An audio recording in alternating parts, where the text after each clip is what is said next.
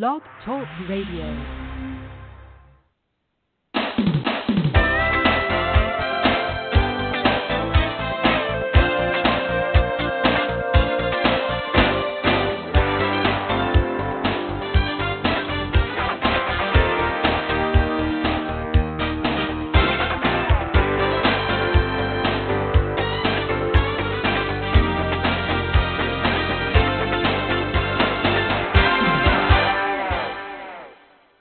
Good morning, and welcome to this week's segment of Live Without Limits.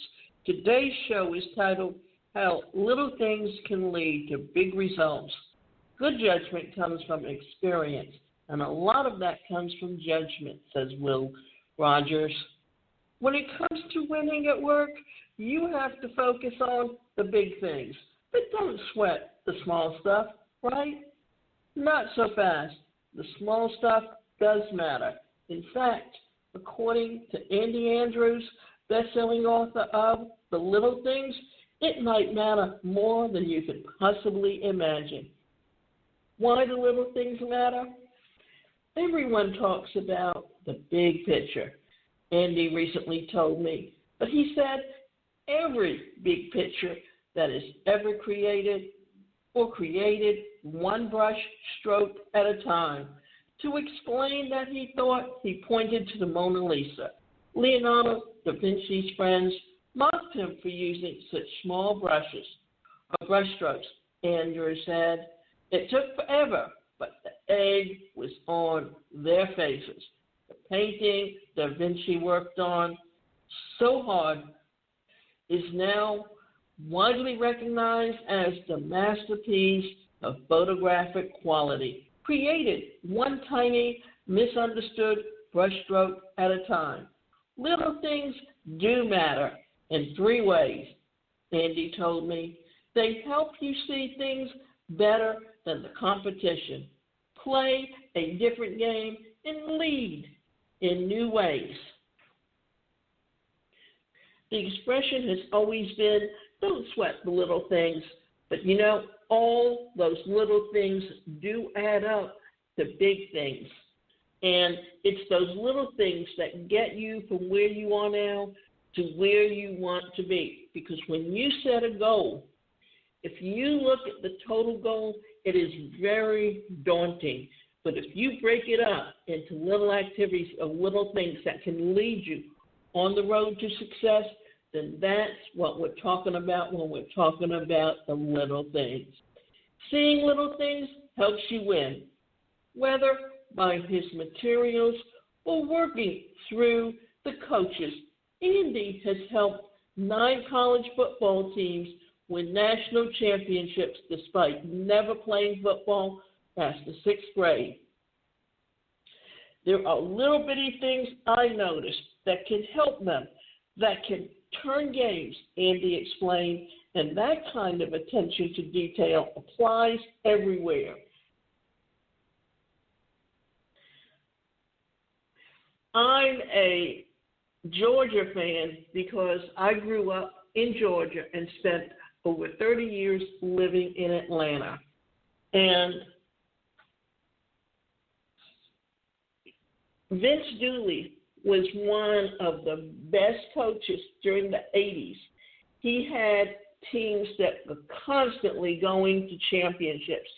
And what that was dependent on was that the coaches get the best players, the top players from high school, and they know how to recruit them.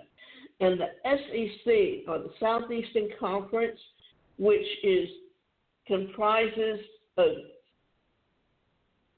South Carolina, Alabama, Mississippi, Georgia, and it's 16 teams now, but when you look at the South and you look at the region of the South, and that high school football, Friday night football, is big in the South.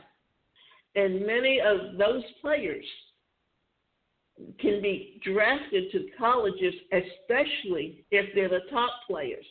And depending on how good your school does, what happens is you will see teams or many of the top players, when they finish their fourth year or their senior year of playing college football, they've gone on to the pros.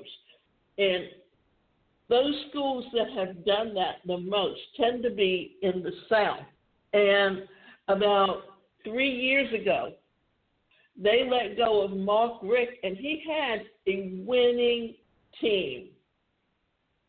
But he was never able to take them to the championship. And so in his place, they brought in Kirby Smart. Kirby Smart was an assistant coach under Nick Saban. Nick Saban has had for Alabama some of the winningest teams ever. And he took to heart what he learned with Nick Saban. And what happened was the first year did not have one of the best teams, and people were starting to question, did they make the right decision in letting go of Mark Richt? Second year, winning season. Third year, goes to the national championship, because the difference was in the recruiting of the players and being able to get your top players. And players want to go to the top schools because they know coming out of those top schools, they have the best opportunities to go pro. To show how it all matters, Andy pointed to the story of Michael Phelps' great triumph at the Beijing 2008 Summer Olympics, where he set a new record by winning 8 medals. He won the 8th medal by 1/100th of 1 second, or less time than it takes for a hummingbird to flap its wings once, Andy said. Phelps' victory was made possible by every individual stroke in turn, and it was boosted by his disciplined training. The great swimmer had pushed himself hard to build the strength and skill that he needed. He had also rested enough so that he could get the most out of his firmly tuned machine that was his Olympic body. In business, your competitors are right behind you. Like Phelps' fellow swimmers, you're going to have to margin a win it, and it doesn't have to be by much. Little things help you play a different game. Andy emphasized that little things can affect not just sports, but all of your life. Despite having no background in real estate, for instance, he worked with a real estate firm to drastically increase its sales. How?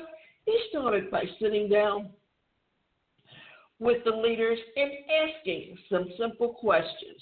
When he learned that the listing agent typically makes half of the money from the sales, he said that the objective should be simple: list all of the houses.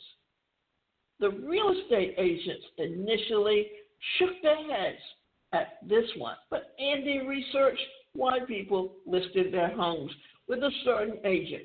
He found it had nothing to do with the reasons businesses usually assume for it. People listed with agents who made a positive difference in their lives. So, the new game, which none of the competition was yet playing, was for the agents to get into the community and make a meaningful contribution. This lesson should be broadly true in other businesses as well. When we all value in unexpected ways that may not even be related to the game we're playing, that creates a relationship. It may be small, but that relationship is how we get the business. Now, let's look at how business is done today. For instance, today, most companies have an online business. Why? Because you've got the millennials and you've got Generation Z. And what makes them different is that they are the generations that grew up with the use of computers. And that means they're more likely to buy their products online. And often you can get things online or cheaper than you can go and get them in the stores. The difference is these companies need to build relationships with their customers to have them be repeat business. Also, here's some other things to think about. Small things. You are a company and you need a sales force to help you build and market your business. So what do? You set up an affiliate program because each little affiliate brings in business. And if you have, say, even as small as 10 that bring in business, what does that do? That gives you 10 times the amount of sales through word-of-mouth advertising, through search engine optimization, through content marketing, things that other people do to help you market your product, but you don't have to spend the time doing yourself. This is how business is changing and how it will continue to change over the next few years. You just need to know what are the products that people are using and why are they using it. Entertainment on computers is far more increasing, and you're seeing more streaming programs on the internet than you have ever seen before. And guess what? This is making more money for the companies that provide the internet service because the amount of gigabytes that you use determines how much speed you need, and the more speed you need, the more they can charge you. Little things that help you lead. I asked Andy how leaders can get people to focus on the little things without micromanaging them. He said it comes down to example. We said not just what we say, but what we do, how we do it. That makes sense because all leaders begin with self-leadership. If we pay attention to little yet important things, our people will look to us to see this and often do encouragement. I can think of 4 practical steps to build a team that pays attention to the little things to serve the customers. And you know what? Serving customers is where and how you're building and achieving your goals with your business today. Because you want repeat business. And repeat business means that your customer service far excels the value of the product. Don't just do it, say it. Mind reading goes only so far. It's a powerful combo to both tell your team you're paying attention to the small stuff And also let them see that you are doing so. Screen and hire for it. Bring in new team members who show signals that they pay attention to detail, especially how it affects the people. Reward them. When you see people on your team who pay attention to the little things that help customers, do a little thing yourself and thank and reward them for it. Allow mistakes. When you see people missing the mark, you can correct them, but be gracious. Realize that might take time to work its way into the DNA of your organization, but don't settle. Andy would also say that keep prodding, because a new focus on little things could make all the difference. Have you ever worked with someone who paid attention to the little things? What impression did they make on you? And we've been talking about the importance of little things, but let's go back and talk about some other things that added up. That when you're working in an office or when you're working in a business, no matter what the business is, what you need to be aware of is one thing and one thing only. You want a team to work like a team. And all those little things that we've been talking about is each little person's niche, each little person's personality.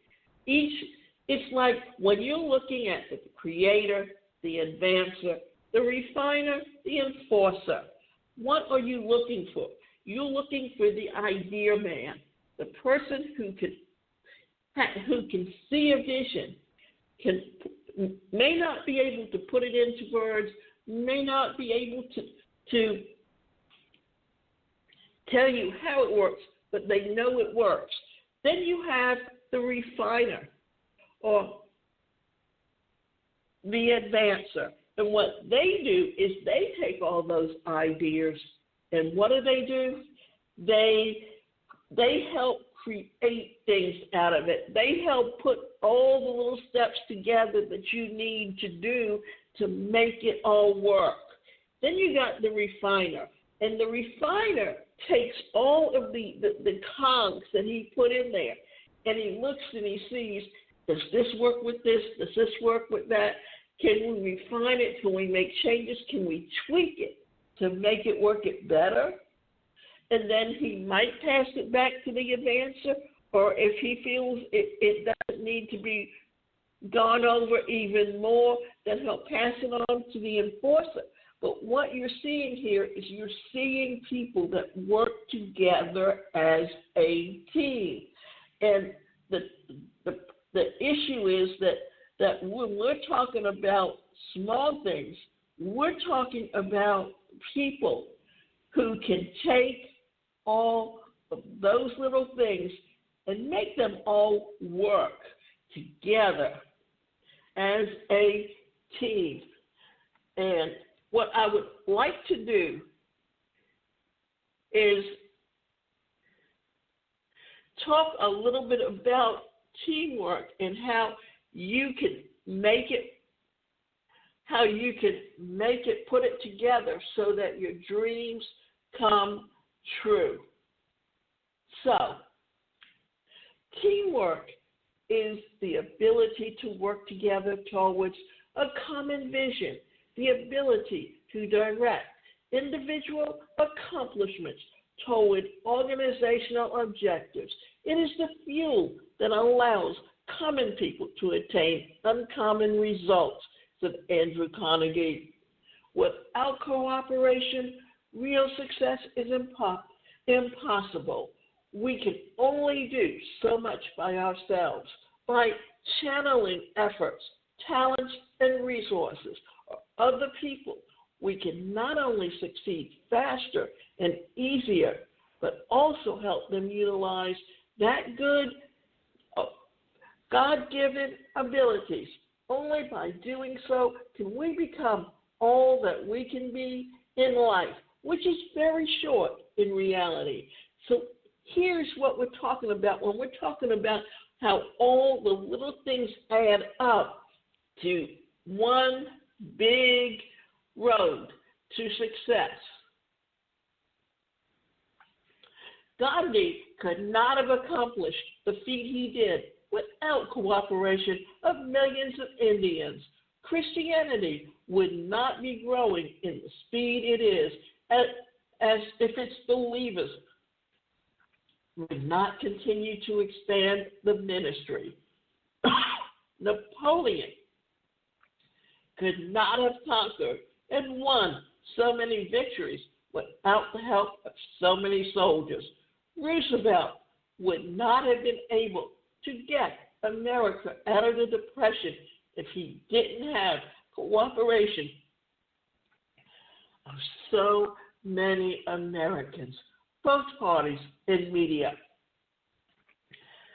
And the last thing that we've been talking about is how the leaders lead and how they get their followers to do and help them with all the little things. And what did Roosevelt do to get us out of the Depression? He helped by putting together the CCC, which went and built Hoover Dam.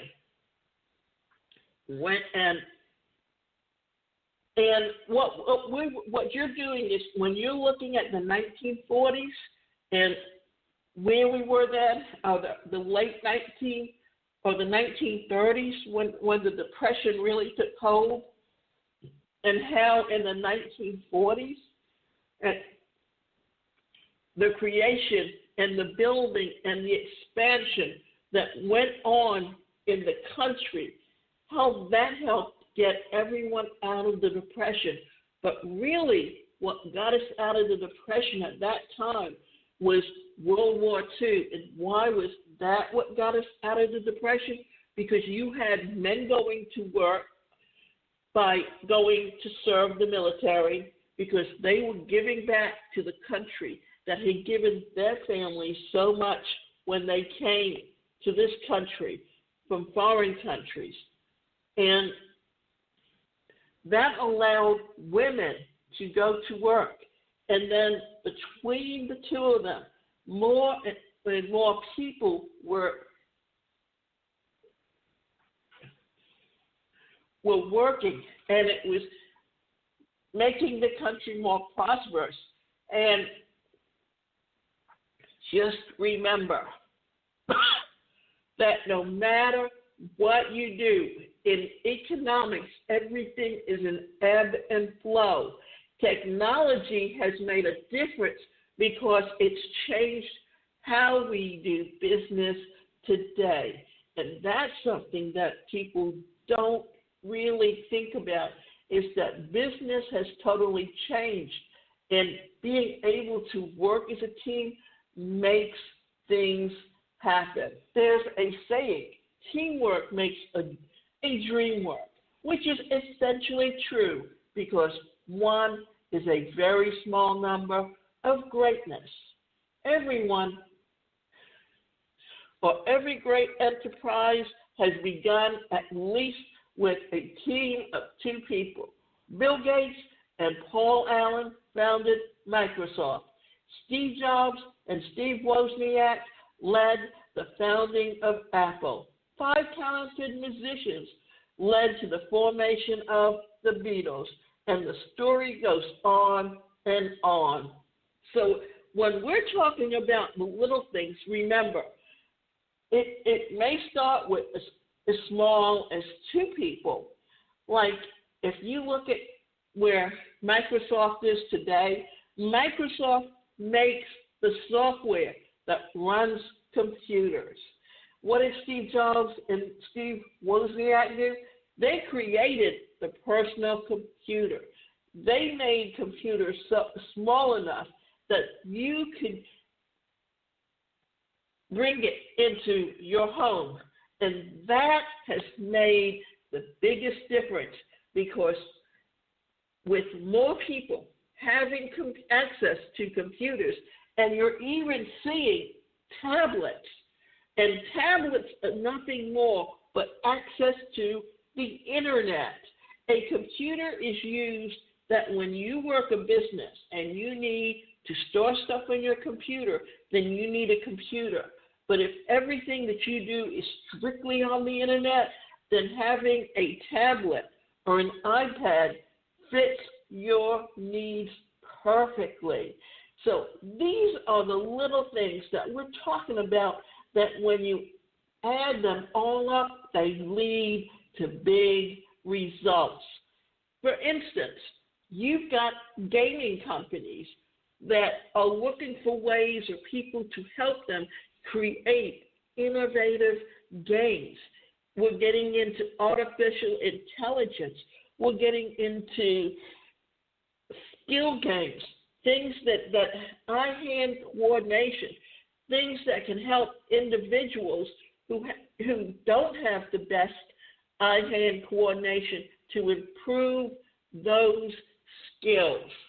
So when you're looking at all of the things that are happening in the past and how they've come about to influence the present, then get a load of this. Leaders are people of magnetic personality. The words and thoughts that they express are always positive. They always have people around them. History is replete with individuals who have accomplished feats unimaginable by causing people to team up in a direction of their causes. One strong believer is all that is needed to create a mass that can accomplish the impossible. A winning team is an ultimate goal of the team leader. The spirit of the team works as a single individual, and when that happens, nothing is impossible. There is a tremendous power of unity. So, we've been talking literally about the unity of a team and how when you put it all together, all those little cogs in the wheel, and how they all work together towards bringing about a goal and helping you reach those goals. So remember, seeing the little things helps you win, and the little things help you play a different game, and little things help you lead as a leader. And the team working together for the mission of the company. And it's word of mouth advertising. What makes marketing on the internet so perfect is social media. And why is that? Because there are like-minded people that you can connect with who believe and want or looking for something that can truly help you build your career long-term and constantly help you grow your business. And remember, you can go to my website, and that website is the #1 personalcareercoach.com. And we can sit down with you, and we can look at where you are now, where you want to be in the future, and what it takes for you to reach your goal. And we can help you write out an action plan that you can implement. It's all those little things that you incorporate that makes your success available to you.